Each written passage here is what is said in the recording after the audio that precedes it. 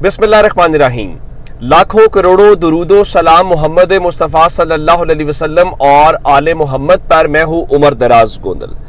देखिए, बड़ी डिटेल के साथ मुसलसल आपको अपडेट कर रहे हैं कि जस्टिस शहजाद मलिक साहब को लेके क्या कुछ हो रहा है। मिसाल के तौर के ऊपर आपको बताया कि कैसे अब उनके खिलाफ एक और जुडिशल जो सुप्रीम जुडिशल काउंसिल है वहां पे एक शिकायत आ गई है।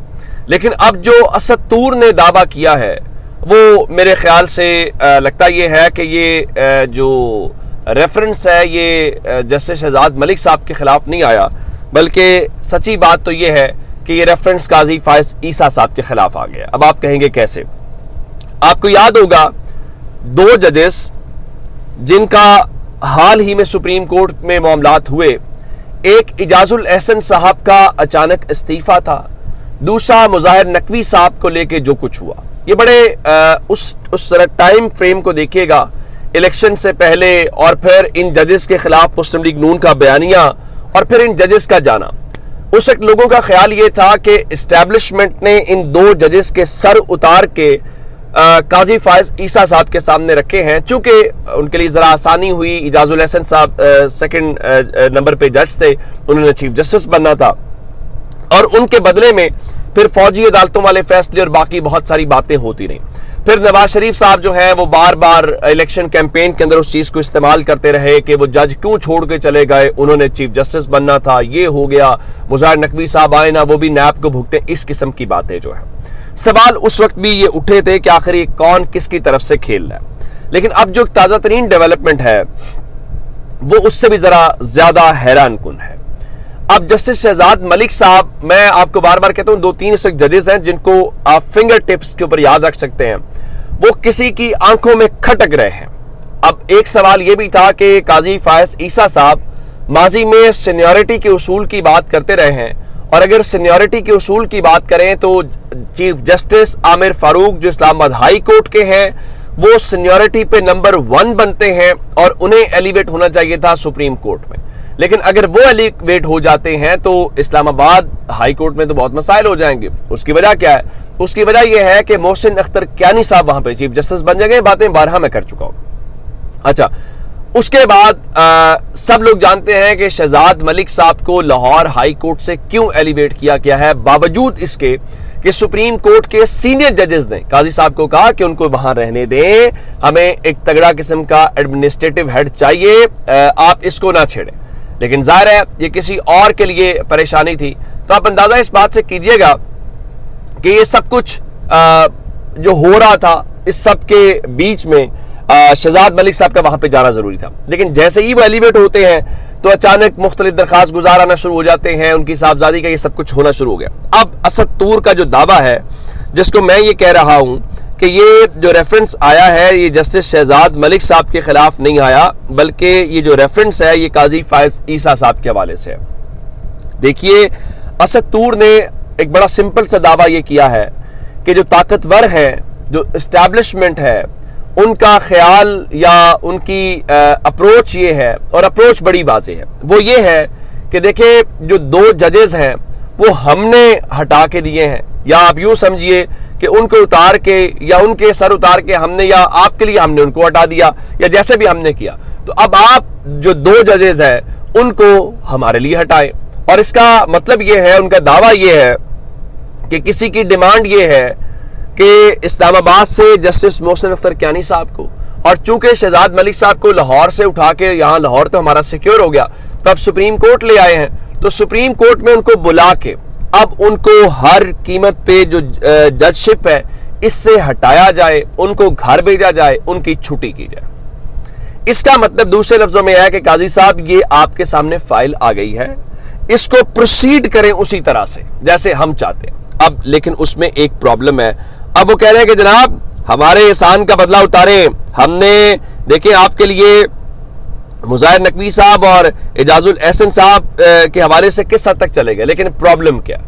प्रॉब्लम यह है वही बात जो उस दिन शहजाद मलिक साहब ने रावलपिंडी में तकरीर के दौरान कही थी कि जो पसंद नहीं आता उसके खिलाफ आप रेफरेंस ले आते हैं, اس کو آپ ڈراتے دھمکاتے ہیں آپ کی چھٹی. میرا خیال ہے ججز کو یہ ریئلائز ہو گیا. دیکھیں سرکاری ملازم کی مسئلہ یہ ہوتا ہے کہ وہ اگر بیچارہ اس کی جاب چلی جائے گی تو اس کے بعد کیا کرے گا.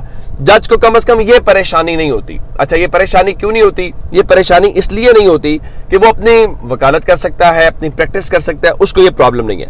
اب مسئلہ یہ ہے کہ سپریم جوڈیشل کاؤنسل کے اندر جو اس وقت صورتحال ہے اس میں 2 ججز جو ٹاپ پہ ہیں اور تیسرے جج جو ہیں ان کے حوالے سے ذرا گیم بڑی دلچسپ قسم کی ہے. ایک تو نمبر 1 سپریم جوڈیشل کاؤنسل کے جو ہیڈ ہیں وہ قاضی فائز عیسیٰ ہیں, اور ابھی قاضی فائز عیسیٰ صاحب کی ملاقات بھی ہوئی ہے شہزاد ملک صاحب کے ساتھ, اسناد ملک کی جو خبر ہے. اس کے بعد نمبر 2 جو ہیں وہ جسٹس منصور علی شاہ صاحب ہیں جو سپریم کورٹ میں نمبر 2 ہیں, ظاہر ہے وہ یہاں پہ بھی آ گئے. اور تیسرے نمبر کے اوپر جو ہیں وہ جسٹس منیب اختر صاحب ہیں جو تیسرے نمبر پہ سپریم کورٹ میں سینئر جج ہے, تو وہ وہاں پہ آ جائیں گے. چلیں ان کو بھی چھوڑ دیتے ہیں. اس کے بعد 2 جو ہائی کورٹ کے سینئر چیف جسٹس صاحبان ہوتے ہیں وہ آ جاتے ہیں. اس میں ایک جسٹس عامر فاروق ہے جو چیف جسٹس اسلام آباد ہائی کورٹ ہے, اور پھر جسٹس اشتیاق ابراہیم ہے جو chief justice Peshawar high court ہے. اب ان 5 ججز نے بنیادی طور پہ وہاں پہ رول پلے کرنا ہے. اب اس میں ایک بڑی امپورٹنٹ بات کیا, امپورٹنٹ بات یہ ہے کہ قاضی صاحب کا تو ووٹ سمجھ آتی ہے کہ وہ کہاں جائے گا.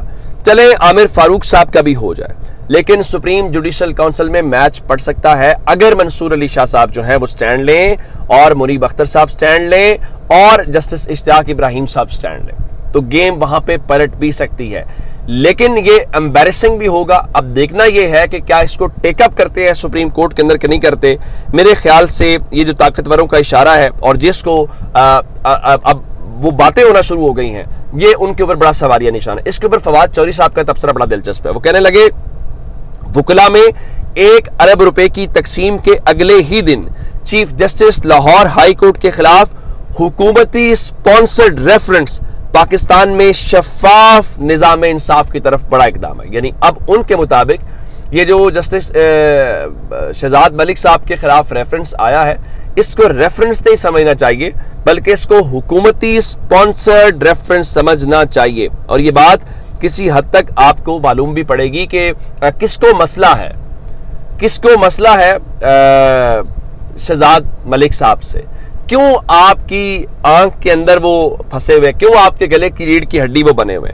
اب یہ وہ چیزیں ہیں جس کا جواب آپ نے دینا ہے. اب صرف یہاں تک معاملہ نہیں ہے بلکہ اس سے تھوڑی اور بھی ایک دلچسپ صورتحال ہے, اور وہ کیا ہے, وہ شارع دستور کے اوپر ہے. گو کہ سپریم کورٹ بھی شارع دستور کے اوپر ہے, لیکن ظاہر ہے یہ شارع دستور جو ہے وہ ساری کی ساری اگر آپ دیکھیں گے تو اس پہ یہ سارے کے سارے آپ کے امپورٹنٹ آفیسز ہیں. اب بجٹ آیا اور بجٹ سے پہلے آپ نے یہ دیکھا کہ جو ایکنک ایک ہماری کمیٹی ہے, عام طور پہ وزیر خزانہ اس کے سربراہ ہوتے ہیں, لیکن شہباز شریف نے کیا کیا کہ جو طاقتوروں کے اورنگزیب ہیں ان کی وہاں سے چھٹی کروائی, اور اس میں ایون وزیر خارجہ کو ڈال دیا, اسحاق ڈار کو. حالانکہ پاکستان کی معیشت کو بھٹا بٹھانے برباد کرنے میں اگر نمبر 1 کوئی شخصیت ہے تو اسحاق ڈار ہے, لیکن چونکہ وہ شریف خاندان کے سمدھی ہیں اور ان کا دل نہیں بھرتا, اور شریف خاندان اپنے گھر سے آگے نہیں دیکھتا. میں ایک جملہ ہمیشہ کہا کرتا ہوں, شریف خاندان, پارٹی, اقتدار, تو کسی غیر شریف کے پاس جانا بہت دور کی بات ہے. اگر تصویر کا فریم ہو, اس تصویر کے فریم میں بھی کسی غیر شریف فرد کو آنے کے لیے وہ قبول نہیں کرتے. اچھا اطلاعات یہ ہیں کہ اب چونکہ بجٹ پیش کروا رہی ہے وزیر خزانہ سے, اور بجٹ عوام دشمن, اس میں کوئی شک نہیں. اب آپ کو سمجھ آئے گی اگلے چند دنوں میں کیسے. آپ کو پتا ہے کھانے پینے کی ہر وہ شے جو پیکنگ میں آتی ہے اس کے اوپر 18% جی ایس ٹی ہے. یعنی اگر وہ 100 روپے تھی تو سیدھا 118 روپے تو وہ ہو گیا. اب جب 18 روپے وہ ہو گیا, یا جتنا بھی 16% یا 18%, تو اب خبریں یہ آ رہی ہیں کہ اب انہوں نے جو ہے ان کو نکلوانے کی کیمپین سٹارٹ کر دی. اچھا میرا خیال یہ ہے اس میں پاکستان کے لوگوں کا کوئی انٹرسٹ نہیں ہے کہ وزیر خزانہ رہتے ہیں نہیں رہتے, نہ وہ ان کے نمائندے ہیں, نہ محسن نقوی ان کے نمائندے ہیں. وہ جن کے نمائندے ہیں ہم سب کو پتہ ہے. ہاں ایک خبر آپ کو سے جڑی ہوئی دوں گا جس سے آپ کو اندازہ ہوگا. آپ انڈیا کے ٹیلی کام سیکٹر کو دیکھیے گا, آپ انڈیا کے آئی ٹی سیکٹر کو دیکھیے گا, ان کے ایکسپورٹس کو دیکھیے گا, اور پاکستان کی حالت دیکھیے گا. خبر ہے ARY کی کہ ٹیلی کام سیکٹر نے بھاری ٹیکسز پر ملک سے غیر ملکی سرمایہ کاری نکلنے کی وارننگ دے دی. آپ تو 5G لے کے آ رہے تھے, ہمارا تو پہلی فونز کا انٹرنیٹ کا بھٹا بیٹھا ہوا ہے, تو یہ تو وہ کہہ رہے ہیں ہم جا رہے ہیں, پھر کیا کریں گے. اپنا بہت سارا خیال رکھیے گا. خدا حافظ.